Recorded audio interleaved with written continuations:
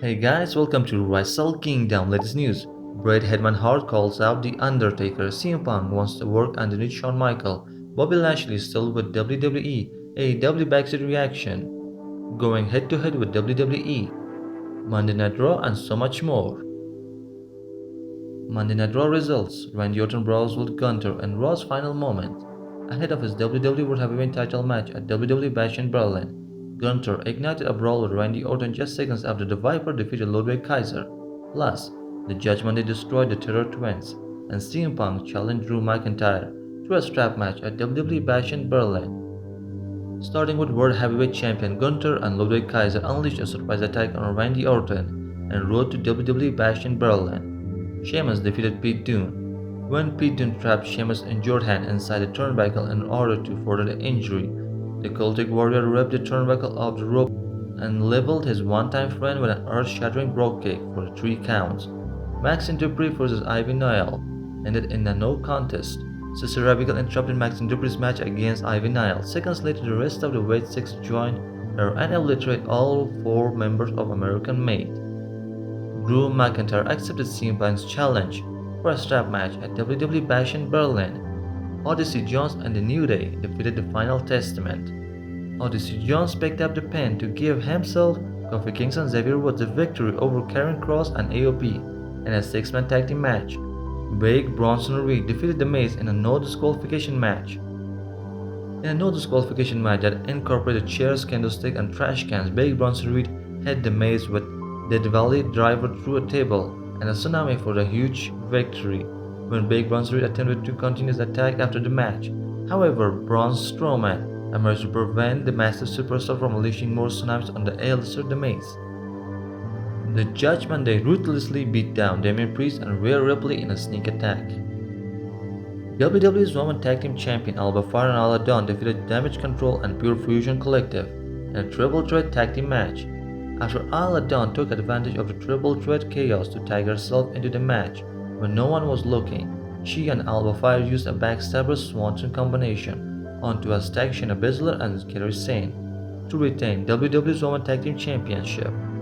Randy Orton defeated Ludwig Kaiser ahead of his World Heavyweight title match against Gunther at WWE Bash in Berlin. Randy Orton had an RKO to put away Ludwig Kaiser in Raw's main event. In response, Gunther stepped into the ring, and the two brawled as Raw concluded.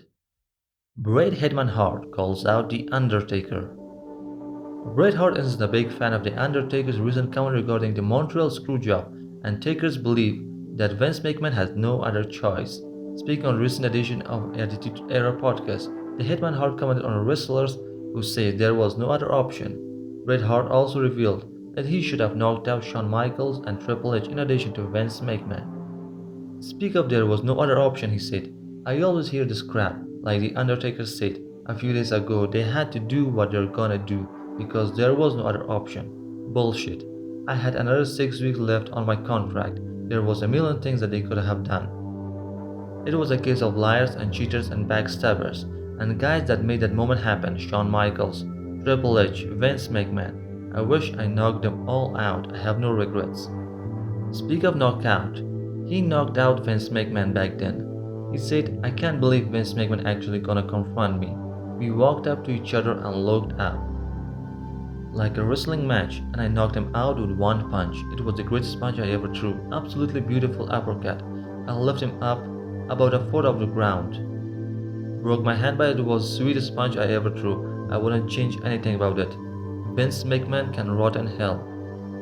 Speak of Shawn Michaels, CM Punk wants to work underneath Shawn Michaels in WWE NXT. During the Fanatics Fest in New York City, CM Punk joined Big E and Tyler Breeze for a panel. When Big E joked that CM Punk should try to take WWE NXT from underneath executive producer Shawn Michaels, CM Punk replied with the following. He said, Baby steps. I would love to work underneath Shawn Michaels at some point. It's not like I want Shawn go away, here take over. I would want to learn from him and see how he operates and how he does things. NXT is sort of left alone. Triple H lets Shawn Michaels. He trusts Shawn. From NXT to the main roster as wildly different. I think it's good to know both systems and I can learn from everybody. Bobby Lashley is still with WWE. He is set to represent WWE following departure. The almighty Bobby Lashley was moved to Promotions Illuminati section on their official website last week. Despite the exit, the former leader of the Pride will appear on the upcoming episode of Celebrity Family Feud. He will be accompanied by the Street Profits LA Knight and Austin Theory, alongside female superstars Mia Yim, Jet Carter, Bianca Belair, Zelina Vega, and Sonya Deville. However, it's noted that the episode had been recorded beforehand, which is seemingly confirmed by Austin Theory holding the tag team titles and the poster. AEW backstage reaction to WWE clashing with Worlds in 2024.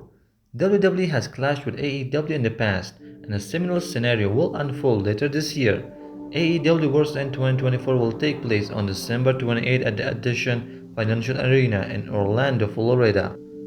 Meanwhile, WWE is planning to run a live event at the Kia Center in Orlando, FL on the same night. Both venues are located in close proximity. Fightful Select is reporting that people within AEW has expressed concerns regarding the potential impact on ticket sales due to WWE's concurrent event. The report states, based on the reaction that I have got, it seems to be a deliberate and focused effort, driven by WWE's current popularity and their holiday tour. This situation is part of healthy competition and the inherent nature of the business. Pat McAfee gives farewell following WWE Raw. After the Monday Night Raw went off the air, Pat McAfee cut a promo where he said farewell to the fans in attendance. But he will be back by the January. And John Cena has signed contract extension with WWE past 2025. John Cena's retirement tour kicks off next year, encompassing 36 tour dates, including WrestleMania 41, Elimination Chamber 2025, and Royal Rumble 2025. His final match will take place in December 2025, and his final match won't necessarily mark the end of his association with the company. John Cena said, "I have such a trustworthy relationship with them. Over 2 decades, I'm a champion of the brand. I love the company, it's my home, they are my family."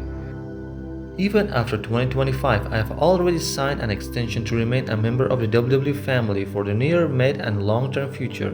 I don't think there will be a beat of my heart where WWE blood doesn't come out of it. John Cena's farewell tour starts with WWE Raw's debut on Netflix in January 2025. Thank you for watching. Stay tuned for more wrestling news and wrestling content.